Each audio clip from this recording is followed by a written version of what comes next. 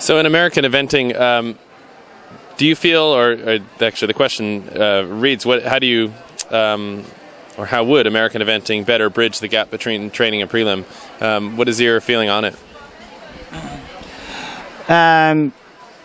Well, certainly there is a big jump there from training to prelim, and certainly at prelim, that's when it starts to get serious with, corners and, more technical sort of riding. I guess, I think certainly being aware as a rider and as a trainer that there is that bit of a jump up from training to prelim is the first thing, to make sure that, that you are, if you're a rider or your horse is going to be prepared. And so doing, another few months at training level is probably a quicker way of getting your horse better than rushing the horse to prelim and then having trouble and having to, reschool or re-educate your horse. So, I think that probably the best answer to that would be to be aware of the biggest, that is a bigger step up, and to make sure that you do everything in your power to be prepared for it. Well, great. If you were the king, which arguably you already are of U.S. eventing, what things would you fix if you had the power to sort of snap your fingers and have it done? Well, that's a good question, I guess. I think the first thing I'd do would be better footing. I think that we, as riders and as organisers and everybody in the sport, we need to put more emphasis on the footing that we have. We are definitely at a disadvantage to Europe with the harder ground that we have, and I think that does play a part in our horses' soundness and ability at that upper level, and we don't necessarily see it as a problem until they get to the 3-star and 4-star level. But the first thing that I would have is, if I was the king, would be to have just perfect footing for the horses to run on.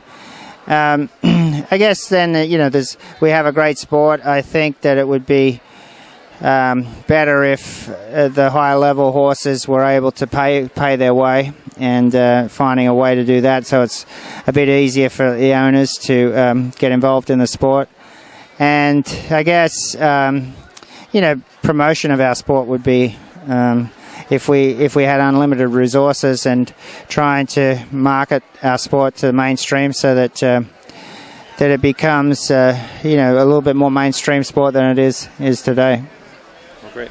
So you teach a whole ton of students. What is it about your teaching style, or what is it that you teach them to make them so successful? Well, I think everybody's got different tracks, and I don't believe that my way is the only way.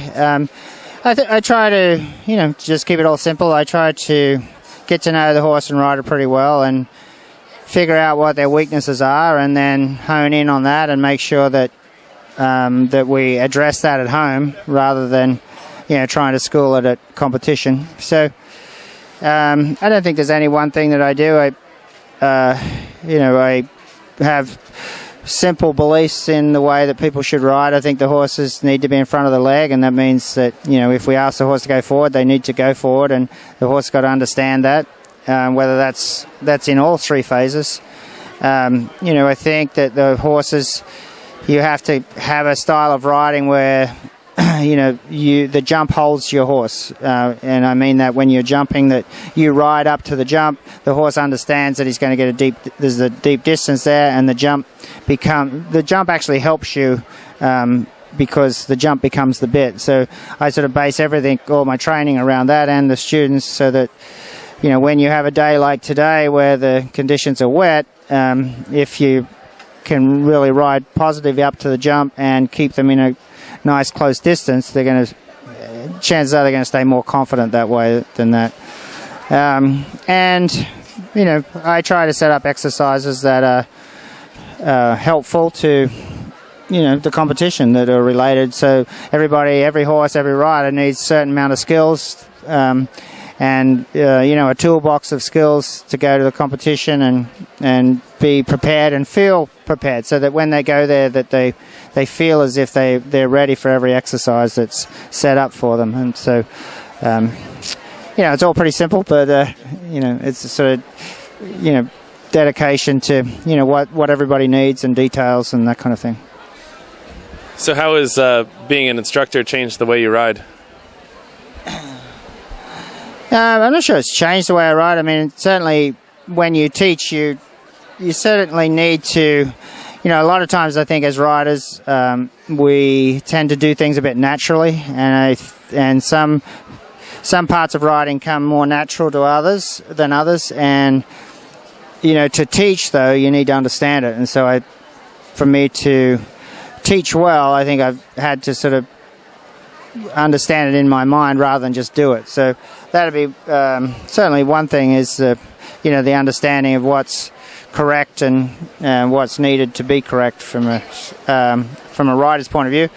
I guess it's also given me a bit more patience, because with some riders it's not that easy for them, and so I've learnt to not push them and not be afraid to put the jumps down a little bit, or not be afraid to say, let's try this other one, then come back to the bigger jump rather than just pushing on. So. Great. And then what is probably the biggest thing you've learned from your students? Well, I guess I guess I do learn from them. I mean, I think it's pretty rewarding, and I never thought I never set out to be a teacher, but I do a lot of it now. But it is rewarding how passionate everybody is about it, and how dedicated they are to their sport and their horses. And so there is a camaraderie there of everybody wanting, because you go through, it's sort of not.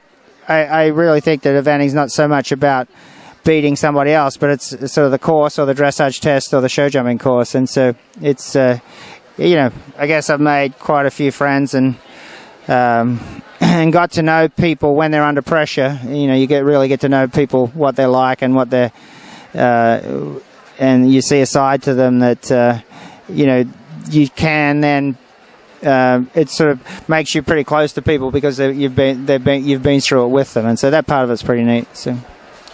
So growing up, or even currently, who was and is your mentors in your riding? Well, I mean, I guess the guy who helped me the most is Wayne Roycroft, and he was the Australian coach for all the time that I was riding for Australia, and he's just an incredible horseman. I mean, he's represented Australia in show jumping and eventing, and he also rode in the Gold Cup, the race before the Grand National in England, and he's trained racehorses. He's rounded up wild brumbies and cattle in the Northern Territory, and he's done it all. He's a real natural horseman, and I learned a lot from him about competing and riding and getting the best out of your horse. And he probably was about the first one who had faith in me and sort of believed in me, and so he would have to be the one that was helped me the most. Obviously, there's some incredible riders that we've all followed, including Mark Todd, who's here, and so there's plenty of people that I admire and tried to learn from. Oh, great. What advice do you remember most frequently? What sort of thing, going through your ride, do you keep reminding yourself of? One great advice I got was be nice to the people on the way up, because you're going to see them on the way down. So I sort of try to think of that a bit. But with horses, you have to keep it pretty simple, and I think you need to be pretty honest with the people around you and with them. There's no point in,